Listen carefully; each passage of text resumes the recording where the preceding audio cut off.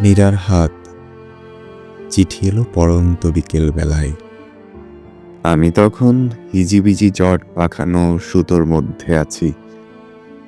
তার মধ্যে একটি সদ্য স্নাত জুঁইফুল। ডুবন্ত মানুষ যেমন নিঃশ্বাসের জন্য আকুপাকু করে ওঠে, আমিও সূর্যকে বললুম, আজ একটু দেরি করো। নীরা আমায় ডেকেছে, দিগন্ত রেখা, আবোছা হয়ে যেও না। জানলায় এত ঝনঝন শব্দ কিসের? চিটকিনি, শান্ত হও। বইয়ের খোলা পৃষ্ঠা প্রতীক্ষায় থাকো। আঙুলে কালির দাগ, লক্ষ্মীটি অদৃশ্য হও। জুঁই ফুলটি চেয়ে আছে, সদ্য জন্মানো ঝর্ণার মতো হাসছে। একটি ঝর্ণার পাশে বারবার মীরাকে আমার প্রথম দেখা। মেঘ ভাঙা দুটি এসে পড়েছে তার চিবুকের রেখায়।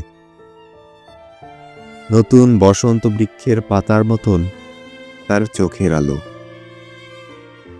তার বুকে দুলে দুলে উঠছে কৈশোরের সমুদ্র স্নান।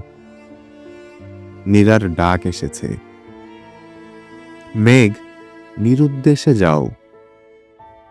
দরজায় আর কে এসে দাঁড়ালো? আমি কোথাও নেই। শব্দ, তুমি থামো। বাক, তুমি নিশ্চুপ হও। সমস্ত সুতোর পাক লণ্ডভণ্ড করে আমায় উঠে দাঁড়াতে হবে। আমাকে যেতে হবে, আমাকে যেতে হবে।